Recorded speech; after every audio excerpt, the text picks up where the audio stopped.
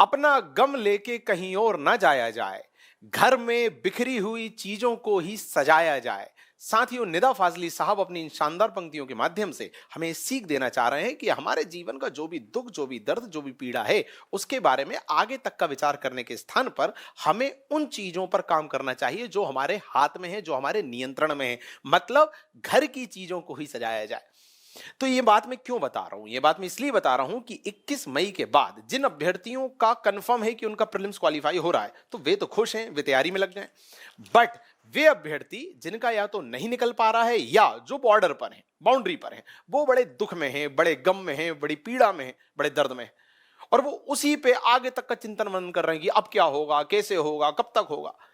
तो मैं निदा फाजली साहब की इन पंक्तियों के माध्यम से ये कहना चाह रहा हूं कि आगे तक का सोचने से क्या होगा। यदि कुछ हाथ में असफलता भी आई है या आने की आशंका है, तो उस पर विचार करने से भी क्या हो जाएगा। हमारे हाथ में जो है, हमारे नियंत्रण में जो है, हमारे घर की जो चीजें हैं, उन्हीं को संवारा जाए, उन्हीं को सजाया जाए, उन्हीं को व्यवस्थित किया जाए। और हमारे हाथ में अभी क्या है? हमारे हाथ में है मेंस की पढ़ाई करना। यदि आपका पेपर निकल रहा है तो भी आपको मेंस पढ़ना है, नहीं निकल रहा है तो भी आपको मेंस पढ़ना है, आशंका है तो भी मेंस पढ़ना है। जब कोई और विकल्प है ही नहीं, हमें यही करना है, तो क्यों आगे तक का चिंतन मनन करें। तो आइए घर की चीजों को ही संवारते हैं, हमारे नियंत्रण में जो है उसी को करते हैं, और उसी नियंत्रण वाले घटकों को करने के क्रम में ही हम आपके लिए लेके आए हैं आज से एक नई श्रृंखला, जिसमें हम एमपीपीएससी के शुरू के 4 पेपर 1, 2 और 3 के 3 मार्कर और जो पेपर 4 है उसके 2 मार्कर प्रस्तुत करेंगे विथ कंटेंट, विथ आंसर। आज का हमारा साथियों टॉपिक है पेपर 1 भारतीय इतिहास, उसका सबसे प्रारंभिक टॉपिक परिचय और ऐतिहासिक स्रोत। उससे संबंधित क्या 3 मार्कर हो सकते हैं, आइए देखते हैं।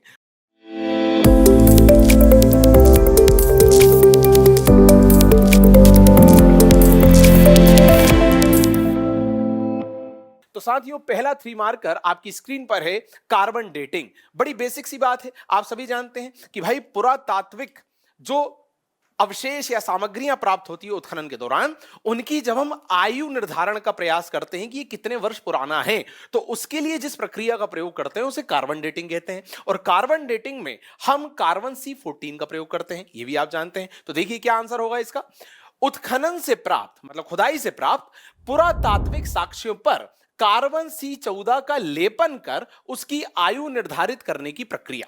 बड़ी बेसिक सी बात है। तो देखिए सिंपल सी डेफिनेशन थी, उसे हमने सिंपल नॉर्मल थ्योरेटिकल फॉर्म में लिख दिया। कोई पॉइंट बनाने की जरूरत नहीं थी, कोई डॉट देने की जरूरत नहीं थी, सिंपल लाइन में आंसर कंप्लीट हो गया। क्या क्या बताया? उत्खनन से प्राप्त जो पुरातात्विक साक्ष्य होते हैं उन पर कार्बन C14, ये इंपॉर्टेंट है कि कार्बन C14 का लेपन किया जाता है और उसकी आयु निर्धारित की जाती है। बड़ा बेसिक हो गया। अगला देखते हैं। अगला क्वेश्चन है अभिलेख। साथियों, आप सभी जानते हैं कि राजकीय या शाही आदेश हो या उनकी उपलब्धियां हो राजाओं की, वो जब जनता तक पहुंचाना चाहते थे तो वो अभिलेख का सहारा लेते थे। तो क्या है अभिलेख? अभिलेख है शाही या राजकीय आदेशों या उपलब्धियों के संचरण का एक माध्यम, जनता तक पहुंचाने का एक माध्यम, कम्युनिकेशन का एक मीडियम था, है ना। और अभिलेख कितने प्रकार के होते थे? 3 प्रकार के होते थे। स्तंभलेख, शिलालेख और गुहालेख। जो पिलर्स खंबे पर होते थे उन्हें स्तंभ लेख कहते थे, जो पत्थरों पर लिखे जाते थे उन्हें शिलालेख कहते थे, और जो गुफाओं के अंदर हमें प्राप्त होते थे उन्हें गुहालेख कहते थे। इसके अलावा यदि मैं इसके प्रचलन की बात करूं तो आप सभी जानते हैं कि वैश्विक स्तर पर सबसे पहला जो अभिलेख मिला वो बोगासकोई अभिलेख है, एशिया माइनर क्षेत्र का, मध्य एशिया का, 1400 BC का। यदि मैं भारत की बात करूं तो भारत में अभिलेखों के प्रचलन की शुरुआत की थी अशोक ने, कलिंग युद्ध के बाद। तो आइए इस सब के बारे में देखते हैं। तो देखिए पहला पॉइंट आपको दिख रहा है तात्पर्य। क्या है तात्पर्य? शाही आदेशों या उपलब्धियों की सूचना संचरण का एक भौतिक माध्यम। भौतिक माध्यम, ये याद रखना, एक भौतिक माध्यम है ना, वो पत्थर हो गया, गुहा हो गया या स्तंभ हो गया, भौतिक माध्यम है। किस चीज का? सूचना संचरण का। कौन सी सूचना? शाही आदेश है या तो उपलब्धियां, मतलब राजा या तो जनता को कोई आदेश देना चाह रहा है या अपनी उपलब्धियों का बखान करना चाह रहा है। बड़ी बेसिक सी बात। दूसरा पॉइंट देखिए, प्रकार। 3 प्रकार होते हैं, स्तंभलेख, गुहालेख और शिलालेख। अच्छा, प्रचलन देखिए, वैश्विक स्तर पर पहला अभिलेख मिला बोगासकोई, यह सबसे पुराना जिसे हम कहते हैं। दूसरा, भारतीय स्तर पर यदि मैं बात करूं तो अशोका, पहला राजा था जिसने अभिलेख के प्रचलन की शुरुआत की। इसके अलावा एक तथ्य और देखिए पूर्ण विराम के बाद, अध्ययन। इसके अध्ययन को पुरालेख शास्त्र या एपिग्राफी भी कहा जाता है। एपिग्राफी इंग्लिश वर्ड है, पर इस तरह से लिख के वो भी आ सकता है। तो आप देखिए इस पूरे आंसर में मैंने आपको 4 तथ्य बताए। एक तो तात्पर्य बताया, दूसरा प्रकार बताए, तीसरा प्रचलन के बारे में बताया और चौथा अध्ययन बताया। 4 फैक्ट बता दिए। एक 5वां और देख लीजिए, यहां कहीं ऐड कर सकते हैं पूर्ण विराम के बाद, कि पहला संस्कृत भाषा का जो अभिलेख था भारत का, वो है रुद्रदामन का जूनागढ़ अभिलेख। तो पहला शुद्ध संस्कृत का अभिलेख डैश रुद्रदामन जूनागढ़, यह आप लिख सकते हैं। कहने का यह तात्पर्य है कि हमें 3 मार्कर में सेंटेंस फॉर्मेशन से बचना है, अनावश्यक थ्योरी से बचना है, हमें ज्यादा से ज्यादा तथ्य कट टू कट फॉर्म में उसके सामने प्रस्तुत करना है। आप देखिए मैं बिल्कुल तथ्यात्मक संदर्भ में बात कर रहा हूं, मैं सेंटेंस फॉर्मेशन से बचने की कोशिश कर रहा हूं। तात्पर्य भी बताया तो बिल्कुल शॉर्ट में, इसके अलावा दूसरा पॉइंट बता दिया, तीसरा बता दिया, चौथा बता दिया। आप पॉइंट फॉर्म में भी लिख सकते हैं, आप पॉइंट विद हेडिंग में भी देख सकते हैं। आप देखिए यहां पॉइंट विद हेडिंग है। पहला पॉइंट तो हेडिंग डाल दी तात्पर्य, दूसरा पॉइंट हेडिंग दे दी प्रकार, तीसरा पॉइंट हेडिंग दे दी प्रचलन, चौथा पॉइंट हेडिंग दे दी अध्ययन। तो या तो पॉइंट विद हेडिंग ये डाल दो। हेडिंग देने से ये फायदा होता है कि हमें अंदर ज्यादा लंबा सेंटेंस नहीं बनाना पड़ता है। जैसे केवल अध्ययन डैश एपिग्राफी, हो गया काम। प्रचलन डैश बेसविक वाला बोगस कोई, भारतीय वाला अशोक, हो गया काम। सेंटेंस फॉर्मेशन से बच गए। हेडिंग देने का ये फायदा होता है। यदि आप हेडिंग नहीं दे पा रहे हैं तो भैया सिंपल फिर पॉइंट में लिख दीजिए, पॉइंट नंबर 1 ये, पॉइंट नंबर 2 ये, पॉइंट नंबर 3 ये। ठीक। और एक तरीका तो वो हो गया जो अभी आपने देखा था कार्बन डेटिंग में, जहां हमारे पास ज्यादा पॉइंट नहीं थे, केवल कार्बन डेटिंग की डेफिनेशन बतानी थी, तो हमने सीधे पैराग्राफ फॉर्म में उसकी डेफिनेशन लिख दी। ऐसी कई वेराइटीज होती हैं जो आप धीरे धीरे देखेंगे अभी और आगे क्वेश्चंस में। अच्छा, इसके अलावा प्रयास ये करना है कि ज्यादा से ज्यादा तथ्य हम दे सके उन्हें। जैसे देखिए 4 तथ्य मैंने दे दिए यहां पर, और 5वां और आपको बता दिया क्योंकि यहां जगह बच रही थी।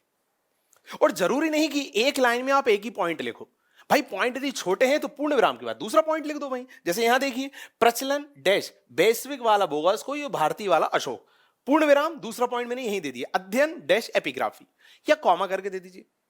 बस स्पष्ट होना चाहिए, ओवर राइटिंग नहीं होनी चाहिए, और ज्यादा से ज्यादा तथ्य होने चाहिए। ठीक, आगे बढ़ते हैं साथियों। अगला देखें, बोगास कोई अभिलेख, अपने आप में एक अभिलेख आ गया जिसके बारे में भी चर्चा हुई थी। क्या बताया था मैंने? विश्व का सबसे प्राचीनतम अभिलेख माना जाता है। 1400 बीसी इसका टाइम पीरियड माना जाता है। मध्य एशिया से यह प्राप्त हुआ और इसमें 4 प्रमुख देवताओं का वर्णन है, इंद्र, वरुण, मित्र और नसात्य। नसात्य मतलब कार्तिकेय। आइए देखते हैं इसके बारे में।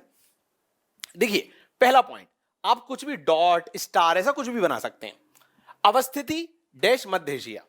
देखिए मैंने फिर वही किया, पॉइंट विथ हेडिंग, हेडिंग दे दी तो मुझे देखो सेंटेंस फॉर्मेशन नहीं करना पड़ा। दूसरा, अवधि डैश 1400 ईसा पूर्व, ब्रैकेट में विश्व का प्राचीनतम। तीसरा, उल्लेख डैश इंद्र, वरुण, मित्र, नसात्य, और नसात्य के ब्रैकेट में आप लिख सकते हो कार्तिकेय। ठीक, तो क्या हुआ? पॉइंट्स दिए और हेडिंग दी। क्या हुआ हेडिंग देने से? सेंटेंस फॉर्मेशन से आप बच गए। और देखिए मैंने 3 तथ्य बहुत आराम से यहां बता दिए, बल्कि 4 बता दिए, विश्व का प्राचीनतम ये भी बता दिया। 3 नंबर बहुत इजीली मिल जाएंगे। आगे बढ़ते हैं।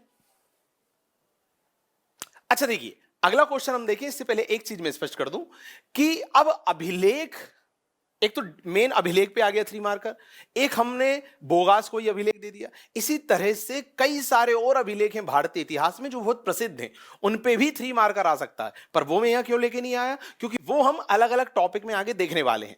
जैसे जूनागढ़ अभिलेख की अभी मैंने बात की थी, वो हम देखेंगे जब हम रुद्रदामन वाला टॉपिक देखेंगे। क्लियर है? इसके अलावा तुमेन अभिलेख हो गया या एरण अभिलेख हो गया, ऐसे कई अभिलेख आएंगे आगे, तो वो हम उनके टॉपिक के साथ देखने वाले हैं। क्लियर है? चलिए अगला देखते हैं, नागर शैली। साथियों आप सभी जानते हैं नागर शैली, द्रविड़ शैली, बेसर शैली, पंचायतन शैली, ये शैलियां थी भवन या मंदिर निर्माण की। ठीक, तो नागर शैली क्या थी? नागर शैली उत्तर भारत मतलब नॉर्थ इंडिया में मंदिर निर्माण की एक शैली थी, जिसमें होता यह था, इस तरह से मंदिर बनते थे। देखिए मतलब आधार से, ये थोड़ी टेढ़ी लाइन हो गई, आई एम सॉरी, आधार मतलब बेस से ऊपर तक यदि हम जाते हैं, शीर्ष तक जाते हैं, तो आप देखिए इसकी चौड़ाई में कोई अंतर नहीं आ रहा, बिल्कुल एक जैसा, और ऊपर एक गुंबदनुमा आकृति बनी होती थी। ठीक, तो वे मंदिर जो आधार तल से शीर्ष तक जाने के क्रम में समान चौड़ाई वाले हों और उनके शीर्ष पर एक गुंबदनुमा आकृति बनी हो, उसे नागर शैली कहते हैं। और ये वाले मंदिर नॉर्थ इंडिया में बनते हैं। ठीक, इसी तरह एक द्रविड़ शैली भी होती है जिसमें क्या होता है कि आधार से शीर्ष पर जाते वक्त चौड़ाई कम होती जाती है, नीचे चौड़ाई ज्यादा होती है, ऊपर कम होती जाती है, और ऊपर जो है वो गुंबद ना होकर एक सपाट आकृति होती है, उसे द्रविड़ शैली कहते हैं, जिसके मंदिर हमें साउथ इंडिया में मिलते हैं, दक्षिण भारत में। बेसर शैली मतलब नागर शैली द्रविड़ शैली दोनों का मिश्रण। और पंचायतन शैली मतलब यदि कोई मंदिर चारों दिशाओं से दूसरे मंदिरों से घिरा हुआ है तो उसे पंचायतन शैली का मंदिर कहते हैं। क्लियर? तो ये अलग अलग शैलियां हैं मंदिर निर्माण की, उनमें से मैं एक शैली आपके लिए लेके आ गया, बाकी के बारे में मैंने आपको बता दिया। आप इसका फॉर्मेशन देख लीजिए, वो आप घर पे खुद से कर लेंगे। देखिए, तो नागर शैली में देखिए फिर वही तीन बातें। पहला संबंध, पहला पॉइंट क्या दिया मैंने? संबंध। किस चीज से इसका संबंध? मंदिर या भवन निर्माण से। दूसरा प्रचलन, उत्तर भारत में। और तीसरा देखिए विशेषता, विशेषता है शिखर पर गुंबद कौमा आधार डैश शीर्ष में समान चौड़ाई, मतलब आधार से शीर्ष पर जाएंगे तो चौड़ाई में कोई अंतर नहीं आएगा। तो आप देखिए यहां फिर मैंने उसी प्रेजेंटेशन का, उसी पैटर्न का यूज किया। कौन सा वाला? Points with heading. यदि आप हेडिंग दे पा रहे हैं, जैसे पहले वाले में मैंने हेडिंग दे दी संबंध इसका किससे है? मंदिर या भवन निर्माण से है। दूसरे में दे दिया प्रचलन कहां हुआ? उत्तर भारत में। तीसरे में दे दिया इसकी संरचना, इसकी विशेषता क्या है, उसके बारे में लिख दिया। यदि आप ऐसा कर पाते हैं, आपके अंदर ये कला यदि है, तो आप देखिए कितना ज्यादा थ्योरी लिखने से आप बच जाएंगे। और आपने तीन इंफॉर्मेशन भी दे दी उसको। क्लियर? इसी की जगह यदि द्रविड़ से लिया जाएगा तो आप क्या लिखेंगे? संबंध मंदिर या भवन निर्माण, प्रचलन दक्षिण भारत, उत्तर भारत की जगह दक्षिण भारत कर देंगे। विशेषता, विशेषता क्या हो जाएगी? शिखर पर सपाट, ठीक, और आधार डैश शीर्ष में असमान चौड़ाई, मतलब क्योंकि हम जब आधार से शीर्ष पे जा रहे थे तो चौड़ाई क्या हो रही थी? कम हो रही थी। क्लियर? चलिए आगे बढ़ते हैं। अगला क्वेश्चन है आहत सिक्के। ये सब वे ही 3 मार्कर हैं जो इतिहास का जो पहला बेसिक टॉपिक है, परिचय और स्रोत, मतलब जहां जहां से इतिहास की हमें जानकारी मिलती है। तो आप सभी जानते हैं स्रोत 2 प्रकार के होते हैं, पुरातात्विक स्रोत और साहित्यिक स्रोत। तो उस वाले सेक्शन से हम ये 3 मार्कर आपके लिए लेके आए हैं। तो एक स्रोत होता है आहत सिक्के। इतिहास के कुछ घटनाक्रमों को आप देखें तो सबसे पहले आहत सिक्कों का प्रचलन देश में हुआ था। आहत सिक्के किसे बोलते हैं? जो ठप्पा मारकर बनाए जाते हैं। धातु के ऊपर आपने ठप्पा मारा और उससे जो आकृति आ गई, वो जो सिक्का बना, उसे आपने आहत सिक्के कहा। क्लियर? इस सिक्के का सबसे पहले अध्ययन कह लो या इसकी खोज कह लो डॉक्टर कौशाम्बी ने की थी। तो आइए इसके बारे में देखते हैं। तात्पर्य, देखिए पहला पॉइंट मैंने क्या दिया? तात्पर्य, ठप्पा मारकर निर्मित सिक्के, कॉमा कॉमा करके देखिए दूसरा पॉइंट वहीं लिख दिया, प्रचलन 5वीं शताब्दी ईसा पूर्व। ओके। तीसरा अन्य नाम, तीसरा पॉइंट अन्य नाम, क्या है इसका अन्य नाम? साहित्य में कार्षार्पण कहा गया, कॉमा साक्ष्य, इसके साक्ष्य कहां से मिले? पूर्वी यूपी और मगध। और 5वां बिंदु साथियों अध्ययन, इसका सर्वप्रथम अध्ययन किया डॉक्टर कौशाम्बी ने। आप देखिए 3 लाइन जो आपको वहां मिलेंगी, उन 3 लाइन में मैंने इस तरह से लिखने का ऐसे प्रयास किया कि 5 तथ्य हमने उस व्यक्ति को प्रोवाइड कर दिए। अब 5 तथ्य दे दिए और हमें 3 नंबर की गुहार है उससे, क्यों नहीं देगा? और सारे तथ्य शानदार हैं। हमने तात्पर्य भी बता दिया, हमने इसका प्रचलन कब हुआ था ये भी बता दिया, इसके अन्य नाम भी बता दिए, कहां से ये मिला ये भी बता दिया, और इसके अध्ययन का काम किसने किया ये भी बता दिया। आगे बढ़ते हैं साथियों। अगला क्वेश्चन है मेगास्थनीज। अब ये जो टॉपिक है इतिहास के स्रोत, तो जो बाहर से कई यात्रीगण आए थे या विदेशी राजदूत आए थे हमारे यहाँ के राजाओं के दरबार में रहने के लिए, तो उनके जो वर्णन हैं, उनकी जो किताबें हैं, वो भी इतिहास के स्रोत का काम करती हैं, है ना? इसलिए इनको भी इस टॉपिक के अंतर्गत शामिल माना जाता है। तो यहां फिर मैं आपको स्पष्ट कर दूं, यहां मैं सारे विदेशियों के बारे में चर्चा नहीं करने वाला हूं, वो हम अलग अलग टॉपिक में करेंगे कि किस समय में कौन विदेशी यात्री या राजदूत आया था, वो बात आगे करेंगे। बट यहां चुनिंदा मैं आपके सामने रखने वाला हूं। मेगास्थनीज कौन थे भैया? मेगास्थनीज आप सभी जानते हैं 305 ईसा पूर्व की बात है। क्या हुआ था? चंद्रगुप्त मौर्य और सेल्यूकस निकेटर, जो कि सिकंदर का सेनापति था, इन दोनों के बीच युद्ध होता है। इस युद्ध में चंद्रगुप्त मौर्य जीत जाते हैं, और जीतने के बाद क्या होता है? सेल्यूकस निकेटर की पुत्री हेलेना के साथ उसका विवाह हो जाता है चंद्रगुप्त मौर्य का, और इनके बीच कुछ लेन देन होता है। जहां चंद्रगुप्त मौर्य उन्हें 500 हाथी देता है उपहार में, अपने ससुर को मतलब सेल्यूकस निकेटर को।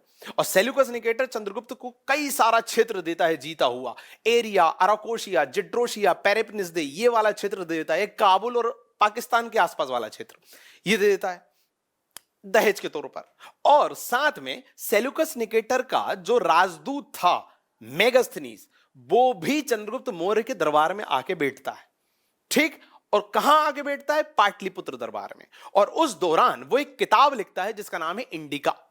इंडिका के बारे में पूछा जा चुका है एमपीएससी में, क्लियर। और इंडिका में वो क्या लिखता है? वो लिखता है मौर्यकालीन जो समाज है, जो संस्कृति है, वो किस तरह की है, उसके बारे में लिखता है। तो आइए देखते हैं मेगास्थनीज पे यदि 3 मार्कर आए तो आप क्या लिखेंगे। देखिए, सेल्यूकस निकेटर का राजदूत, पहला तथ्य दे दिया आपने, चंद्रगुप्त मौर्य के पाटलिपुत्र दरबार में रहा। ओके, इंडिका नामक कृति में मौर्यकालीन समाज और संस्कृति का वर्णन किया। 4 बातें बता दी भैया हमने आपको। पहला, सेल्यूकस निकेटर का राजदूत था। दूसरा, चंद्रगुप्त मौर्य के पाटलिपुत्र दरबार में बैठा। तीसरा, इंडिका नाम की किताब लिखी। और चौथा, मौर्यकालीन समाज और संस्कृति का उसमें वर्णन किया। क्लियर। और इस वाले प्रेजेंटेशन को आप देखिए, यहां पर मैंने कोई पॉइंट नहीं दिए, ना तो पॉइंट विद हेडिंग जैसा कुछ किया, मैंने सीधा पैराग्राफ फॉर्म में आंसर लिख दिया। तो आप हर तरह से आंसर लिख सकते हैं आपकी कंफर्टेबिलिटी के हिसाब से, और वो कंफर्टेबिलिटी आएगी उत्तर लेखन से। आप ज्यादा से ज्यादा यदि उत्तर लेखन करेंगे तो स्वयं से एक समझ विकसित होगी कि मैं इस आंसर को कैसे प्रेजेंट कर सकता हूं। क्लियर है? वो धीरे धीरे आएगा। आगे बढ़ते हैं। अगला क्वेश्चन, फाहयान एक और विदेशी यात्री, ये तो राजदूत था, ये यात्री है, आप सभी जानते हैं चीनी यात्री था। चंद्रगुप्त द्वितीय मतलब जो राजा विक्रमादित्य थे उनके दरबार में आया था। इसने एक किताब लिखी थी फोक्यो की। उस किताब में इसने मध्य प्रदेश के जो समाज है उसका वर्णन किया था, और मध्य प्रदेश की जनता को इसने सुखी और समृद्ध बताया था। यह प्रश्न भी बनता है कि किस विदेशी यात्री ने मध्य प्रदेश की जनता को सुखी और समृद्ध बताया था? फाहयान ने बताया था अपनी पुस्तक फोक्यो की में। ये सारी बातें हैं फाहयान के बारे में। आइए देखते हैं। तो पहला देखिए, पहला पॉइंट, परिचय। चीनी यात्री चंद्रगुप्त द्वितीय के काल में आया, और देखिए ब्रैकेट में मैंने ईयर भी लिखा, 399 से 414 ईस्वी। क्लियर। दूसरा उद्देश्य, बौद्ध धर्म ग्रंथ का अध्ययन और बौद्ध पूज्य स्थल का भ्रमण, मतलब जितने भी बौद्ध धर्म ग्रंथ हैं यहां पर उनका अध्ययन करना, और जितने भी बौद्ध धर्म से संबंधित पूज्य स्थल हैं उनको घूमना। क्लियर, ये इसका उद्देश्य था। तीसरा देखिए, कृति फोक्यो की, ब्रैकेट में मध्य प्रदेश के समाज का वर्णन। अब आप देखिए, फिर मैंने पॉइंट्स दिए और हेडिंग्स में चीजों को क्लासिफाई किया, जिससे अंदर की थ्योरी लिख लेने से हम बच गए। अच्छा, दूसरा देखिए, ये जो ब्रैकेट है इसमें मैंने ईयर मेंशन कर दिया। इतिहास में एक बात का आपको ध्यान रखना है कि यदि किसी तथ्य, यदि किसी घटना के बारे में कोई ईयर, कोई वर्ष आपको पता है तो प्लीज आप मेंशन करिए, और आप उसके लिए अलग से सेंटेंस मत बनाइए, इस तरह से ब्रैकेट में लिख दीजिए। इतिहास में ईयर्स का बहुत बड़ा रोल है, ये मैं आपको क्लियर कर दूं कि इतिहास में यदि आपको ईयर्स पता हैं और आप लिख दे रहे हैं तो उसका अलग इंपैक्ट पड़ेगा। और यहां देखिए, फिर मैंने वही किया, ज्यादा से ज्यादा तथ्य बताए, कंप्लीट जो हमारे पास स्पेस है उसमें काम कंप्लीट कर दिया। आगे देखते हैं। हैंसांग जानते हैं आप, ये भी चीनी यात्री था, ये हर्षवर्धन के दरबार में आया था। ठीक, ये भी लगभग 16 वर्ष तक भारत में रहा था, तो इसके बारे में देख लीजिए। पहला वही परिचय, चीनी यात्री जो हर्षवर्धन के काल में भारत आया। अब देखिए, फिर मैंने ब्रैकेट में लिख दिया ईयर, क्योंकि मुझे पता था 629 से 645 ईस्वी हो जाएंगे 16 वर्ष। अच्छा, दूसरा देखिए, उद्देश्य नालंदा में अध्ययन करना और बौद्ध धर्म ग्रंथों को एकत्रित करना, जितने भी मिल सकते हैं उसको भारत से। तीसरा कृति, इसने भी एक किताब लिखी CU की। और देखिए, चौथा फैक्ट मैंने पूर्ण विराम के बाद यही लिख दिया साइड में, अन्य नाम, यात्रियों का राजकुमार, नीति का पंडित और वर्तमान शाक्य मुनि, ये सब इसके नाम थे। इन नामों से इसे पुकारा जाता था, यात्रियों का राजकुमार, नीति का पंडित और वर्तमान शाक्य मुनि, ये सब इसके अन्य नाम थे। तो साथियों, फिर देखिए आप क्या किया, मैंने 4 फैक्ट आपके सामने रख दिए। 5वां फैक्ट ईयर से रिलेटेड ब्रैकेट में दे दिया। अनावश्यक थ्योरी नहीं है, पॉइंट्स विद हेडिंग है। यदि आप हेडिंग नहीं दे पाते तो सीधे पॉइंट लिख दीजिए। धीरे धीरे आदत में आ जाएगा हेडिंग्स देना भी। पॉइंट के अंदर आप क्या बात लिखने वाले हैं उसी को हेडिंग में लिखना होता है, कोई कठिन बात नहीं है भाई। इसमें हम बताने वाले हैं कि वो कौन था और किसके दरबार में आया था, मतलब हम सीधा परिचय देने वाले थे तो हमने हेडिंग डाल दी परिचय। इसमें हम बताने वाले थे कि उसका पर्पस क्या था भारत आने का, तो यहां हेडिंग दे दी उद्देश्य। यहां हम बताने वाले थे उसकी किताब का क्या नाम है, तो हमने कृति दे दी हेडिंग। क्लियर है, ये धीरे धीरे आ जाता है, पर इस तरह से आप लिखेंगे तो ज्यादा सही होगा। और देखिए 4-5 फैक्ट दे दिए, आपके नंबर नहीं घटेंगे। क्लियर, आगे बढ़ते हैं। और देखिए एक बात और, यहां मेंशन किया चीनी यात्री, ये भी मेंशन करो ना, अकेला ये नहीं लिखना है कि यात्री चीनी यात्री है, अरबी यात्री है, कौन सा यात्री है भाई, मेंशन तो करो। चलिए आगे देखते। देखिए जितना क्लैरिटी रहेगी कम शब्दों में, जितने फैक्ट होंगे कम शब्दों में, उतने ज्यादा नंबर मिलेंगे, और ये सब प्रैक्टिस से आएगा। आगे देखिए अलबरूनी। अब अलबरूनी के बारे में मैंने 2 तथ्य आपको बताए। पहला तो ये, मतलब बताने वाला हूं, पहला तो ये कि महमूद गजनवी के साथ ये भारत आया था, हम सभी जानते हैं, और ये एक अरबी लेखक था, वो भी मेंशन किया। दूसरा, इसने किताब लिखी थी किताब उल हिंद, और उस किताब में राजपूत काल की जानकारी मिलती है। ये बातें हमें आपको बतानी थी सिंपल सी। अब मुझे समझ में नहीं आ रहा था कि पॉइंट्स विद हेडिंग कैसे दूं, तो मैं बिल्कुल परेशान नहीं हुआ, मैंने सीधे पॉइंट लिख दिए। पॉइंट नंबर 1, महमूद गजनवी के साथ भारत आया, अरबी लेखक। पॉइंट नंबर 2, इसकी पुस्तक किताब उल हिंद से राजपूत कालीन जानकारी मिलती है। That's it. किसके साथ आया? महमूद गजनवी। कौन है? अरबी लेखक। क्या लिखा? किताबुल हिंद। क्या जानकारी मिलती है? राजपूत काल की। 4 फैक्ट आपको बता दिए 2 पॉइंट में। क्लियर, जगह भी बच गई। आगे बढ़िए, इब्न बतूता एक और देख लो। और इनके अलावा अब जो बचे कुचे हैं जो बाहर से आए थे, वो हम अलग अलग टॉपिक में देखेंगे। क्लियर है, जिस कालखंड में वो आए होंगे उस कालखंड के बारे में जब 3 मार्कर कराएंगे तो वो वाला सेक्शन कवर करा देंगे। इब्न बतूता, देखिए पहला पॉइंट, मोहम्मद बिन तुगलक के काल में आया। दूसरा पॉइंट, काजी या न्यायाधीश के पद पर इसे नियुक्त किया गया। और तीसरा पॉइंट यह था साथियों कि इसने अपना पूरा यात्रा वृत्तांत रहला नाम की पुस्तक में लिखा। That's it. 3 फैक्ट दे दिए। किसके काल में आया? मोहम्मद बिन तुगलक के। मोहम्मद बिन तुगलक ने इसे काजी या न्यायाधीश नियुक्त किया, और इसने अपने पूरे यात्रा वृत्तांत को रहला नाम के संग्रह में प्रस्तुत किया। अच्छा, इसके अलावा एक चीज और आप चाहो तो ब्रैकेट में मेंशन कर सकते हो, 1333 ईस्वी में आया था, ये और मेंशन कर सकते हो। क्लियर, वही देखिए ईयर पता था तो हमने ब्रैकेट में लिख दिया। आगे देखते हैं। तो ये कुछ थे विदेशी यात्री, विदेशी राजदूत। इनकी किताबों से भी हमें भारतीय इतिहास के बारे में जानने को मिलता है, मतलब भारतीय इतिहास के स्रोत वाले टॉपिक में हम इन्हें पढ़ते हैं। क्लियर है। अब देखिए अगला क्वेश्चन आया नियंडरथल। अब देखिए एक क्वेश्चन लाया मैं बस इस तरह का, बाकी के इस तरह के 3 क्वेश्चन और बन सकते हैं, उनके बारे में आपको मौखिक बता दूंगा। क्लियर, जैसे शैली में मैंने बस नागर शैली बताया, द्रविड़ शैली, पंचायतन शैली, बेसर शैली के बारे में मैंने मौखिक बता दिया। नियंडरथल के बारे में भी सुन लो। आप जानते हैं नियंडरथल क्या है? आदि मानव जो थे हमारे, उनमें आदि मानवों में एक रूप था जिसे नियंडरथल कहा गया।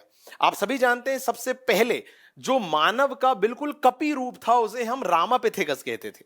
उसके बाद आया ऑस्ट्रेलोपिथेकस, उसके बाद आया होमो इरेक्टस, उसके बाद आया नियंडरथल, और इसके बाद आया होमोसेपियंस। तो जो नियंडरथल था, ये जो है इसका वाणी केंद्र विकसित हो गया था, इसमें नेतृत्व का गुण आ गया था, ये श्रम विभाजन करना सीख गया था। आप सब पढ़ते हैं इतिहास में। और ये कब आया था? ये आया था मध्य पुरा पाषाण काल में। देखिए इसके बारे में पहला तथ्य, मध्य पुरा पाषाण काल का आदि मानव। दूसरा तथ्य, 3 गुणों से युक्त। कौन कौन से गुण? नेतृत्व, कौमा, श्रम विभाजन, कौमा, विकसित वाणी केंद्र, कंठ विकसित हो गया था। अब यदि बाकी के आदि मानव पे 3 मार्कर बनता है, फॉर एग्जांपल आ गया होमो इरेक्टस, होमो इरेक्टस जो इसके जस्ट पहले था, तो अब होमो इरेक्टस किस कालखंड में आया था? तो वो भी मध्य पुरापाषाण काल में आया था। तो पहला फैक्ट बन जाएगा मध्य पुरापाषाण कालीन आदि मानव। ये जरूर बताना है कि किस कालखंड से उसका संबंध है। दूसरा, अब जैसे इसमें हमने इसके गुण बताए कि भाई वाणी केंद्र विकसित था, नेतृत्व का गुण था, श्रम विभाजन करता था, उसी तरह होमो इरेक्टस में भी आपको बताना है कि होमो इरेक्टस की विशेषता क्या थी। तो आप सभी जानते हैं इरेक्ट मतलब सीधा खड़ा होकर चलने वाला पहला मनुष्य या आदि मानव, जिसकी रीढ़ की हड्डी सीधी थी, तो वो आप लिख देंगे यहां पर।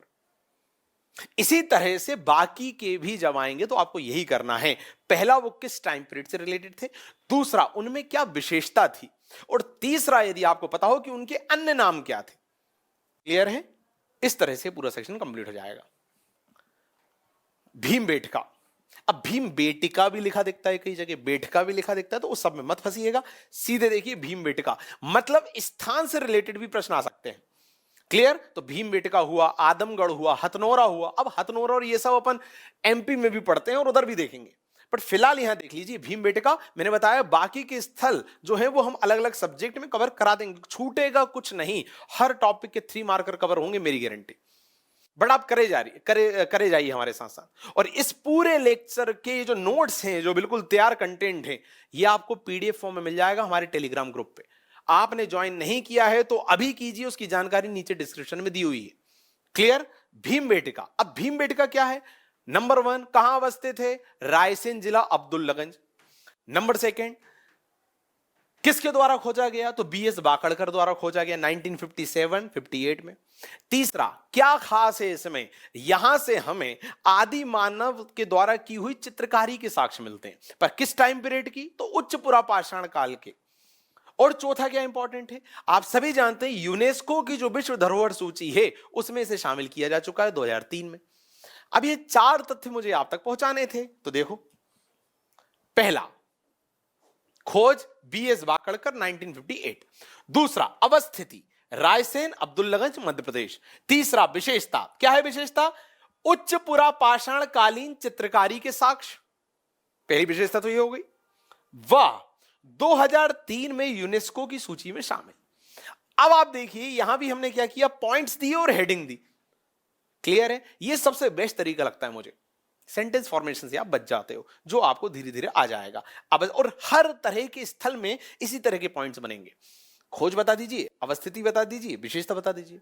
क्लियर? आगे बढ़ते हैं। मेहरगढ़ उसी तरह का एक स्थल हम देखते हैं। अवस्थिति बलूचिस्तान पाकिस्तान। क्लियर? यहां क्या मिला? यहां का खास क्या था? यहां का खास यह है कि सर्वप्रथम कृषि के साक्ष्य यहीं से मिले, कपास की खेती के सबसे पुराने साक्ष्य यहीं से मिले, भैंस पालन के सबसे पुराने साक्ष्य यहीं से मिले। क्लियर? और चूंकि कृषिगत गतिविधियों के प्रारंभिक साक्ष्य मिले, यही कारण है कि इसे बलूचिस्तान की रोटी की टोकरी भी कहा गया।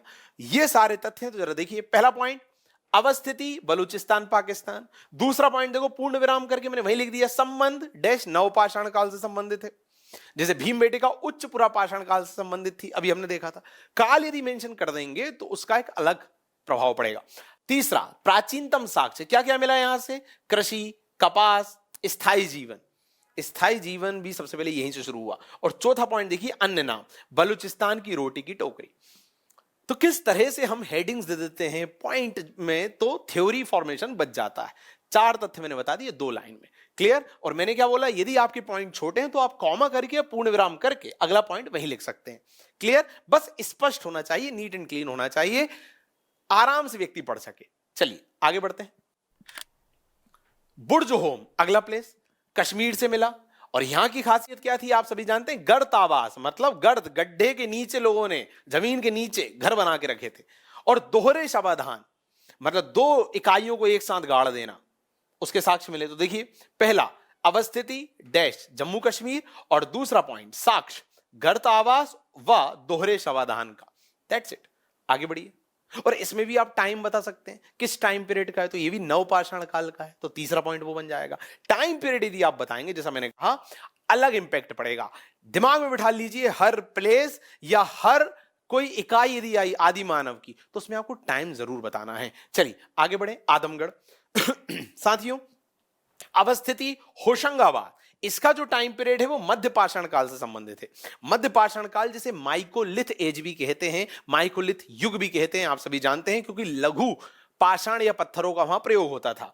अगला खोज करता है इसके आरबी जोशी साहब, और यहां से चौथा पॉइंट, साक्ष्य किन चीजों का मिला, तो प्रारंभिक पशुपालन का साक्ष्य यहां से मिला। सबसे पहले पशुपालन यदि कहीं हुआ तो आदमगढ़ में हुआ।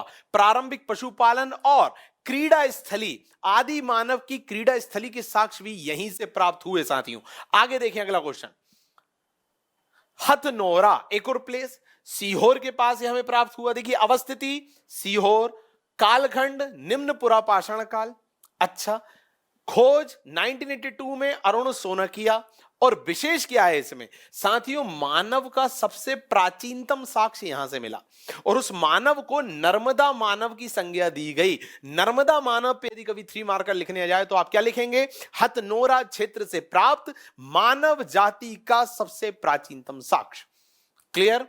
और देखिए फिर 4 फैक्ट, मैं ज्यादा समय जाया इसलिए नहीं कर रहा हूं क्योंकि पैटर्न वही चल रहा है। पॉइंट्स विद हेडिंग, छोटे पॉइंट से तो हमने पूर्ण विराम करके या कॉमा करके दूसरा पॉइंट वहीं लिख दिया, और 4 तथ्य आपके सामने प्रस्तुत कर दिए। क्लियर है, आगे बढ़ते हैं। और समय हम यही कर रहे हैं, समय में यही कर रहे हैं। यदि कोई प्लेस है तो दिमाग में बिठा लो। अब देखिए 4-5 प्लेस आपने देख लिए तो आपके दिमाग में बैठ गया होगा कि हमें पहला पॉइंट तो अवस्थिति का बताना है, दूसरा पॉइंट बताना है उसके टाइम पीरियड का, तीसरा बताना है उसकी खोज किसने की, और चौथा बताना है वहां से विशेष क्या प्राप्त हुआ। ये 4 पॉइंट दिमाग में बिठा लो, एक ना एक प्रश्न आता ही है। आप पिछले बार का पीएससी का मेंस उठा के देखिए, उसमें प्रश्न आया था कोट डीजी, उसके पहले हड़प्पा आ चुका है। अलग अलग प्लेस पे 3 मार्कर बन जाता है। तो 3 मार्कर में जब कोई प्लेस आए तो आपको बताना है कि अवस्थिति कहां है, खोजा किसने है, विशेष वहां पर क्या है, और चौथा किस टाइम पीरियड से संबंधित है। क्लियर, आगे बढ़ते हैं साथियों। फलक संस्कृति, देखिए फलक संस्कृति मध्य पुरा पाषाण काल को कहते हैं। आप सभी जानते हैं पाषाण काल के अलग अलग क्लासिफिकेशन हैं, पुरापाषाण काल, मध्य पाषाण काल और नवपाषाण काल। और जो पुरापाषाण काल जो है उसकी भी 3 कैटेगरी हैं, निम्न पुरापाषाण, मध्य पुरापाषाण और उच्च पुरापाषाण।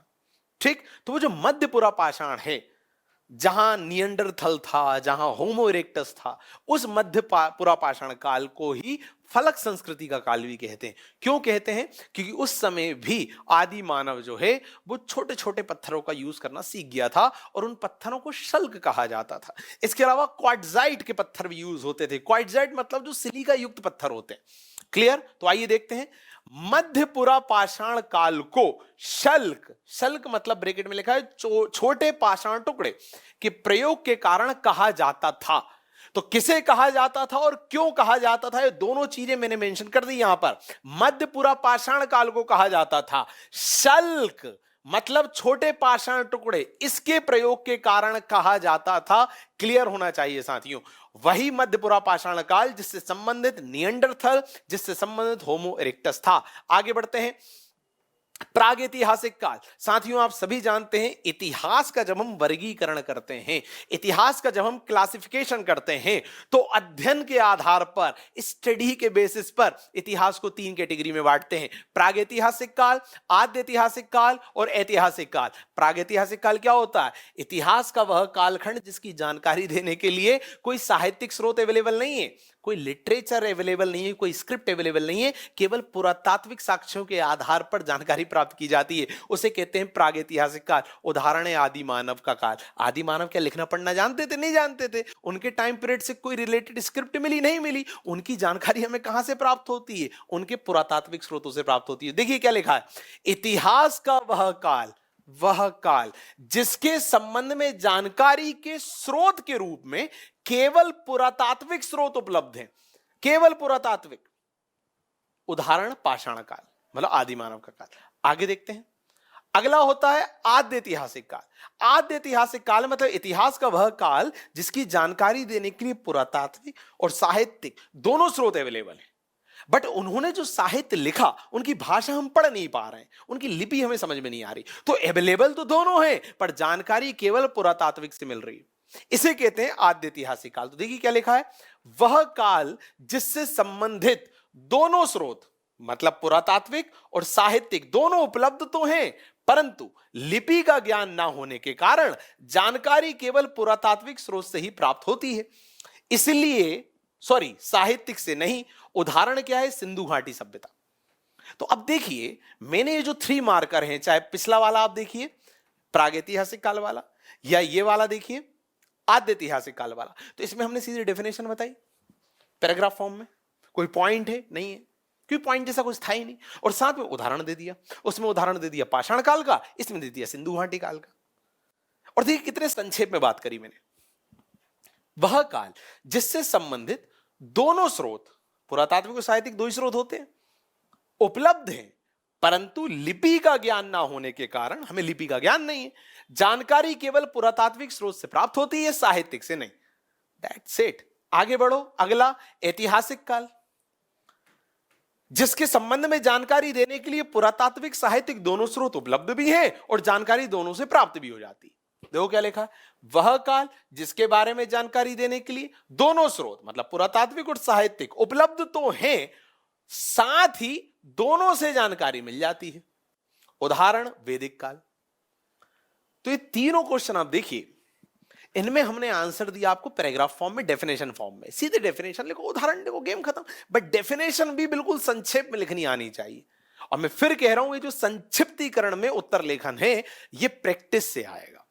मैं जितने 3 मार्कर आपको बताऊंगा, आप एक बार घर में भी लिख के उन्हें देखिएगा। आप कुछ मत कीजिए, इस पूरी श्रृंखला के 3 मार्कर नोट करके रखिए। ये आंसर आपको मिल जाएंगे हमारे टेलीग्राम ग्रुप पे, पूरा एज इट इज में पीडीएफ फॉर्म में डलवा दूंगा। आप क्या करो, पहले खुद लिखो और फिर उसको देखो। क्लियर है? आगे बढ़ते हैं साथियों। मृद भांड, अगला 3 मार्कर। मृद मतलब मिट्टी, भांड मतलब बर्तन। मिट्टी के बर्तन को मृद भांड कहते हैं, हम सब जानते हैं। क्या महत्व है इसका? महत्व है कि किसी भी टाइम पीरियड से रिलेटेड सोसाइटी और कल्चर की जानकारी इससे हमें मिलती है।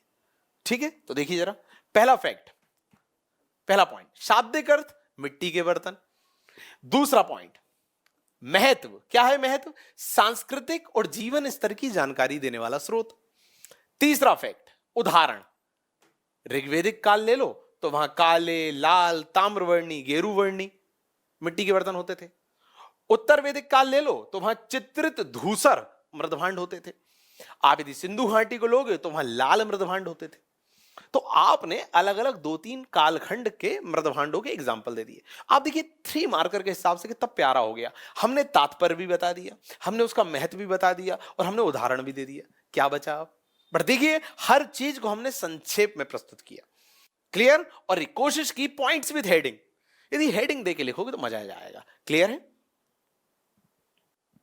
माइकोलिथ युग, पीछे बता चुका हूं मैं कि जो मध्य पाषाण काल है उसे माइकोलिथ युग कहते हैं, क्योंकि भाई लघु या छोटे पत्थरों का ये लोग प्रयोग करने लगे थे। देखिए क्या लिखा है, पाषाण के लघु उपकरण बनाए जाने के कारण मध्य पाषाण काल को कहा जाता है।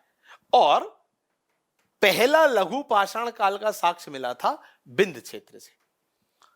तो साथियों, पूरी श्रृंखला में, पूरे लेक्चर में मैंने आपके सामने कुल 22 3 मार्कर प्रस्तुत करे।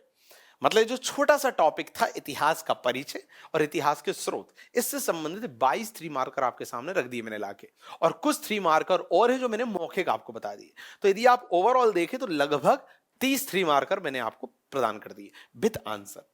और इसमें आपने देखा अलग अलग वेराइटी थी। कभी हम पॉइंट में लिख रहे हैं, कभी हम पॉइंट विद हेडिंग में मेंशन कर रहे हैं ताकि सेंटेंस फॉर्मेशन से हम बच जाएं, कभी हमारे पास कुछ नहीं है तो हम नॉर्मल थ्योरी फॉर्म में लिख दे रहे हैं। बट सब में आपने एक चीज देखी है कि हमने कुछ बेसिक नियमों का पालन यहां किया है।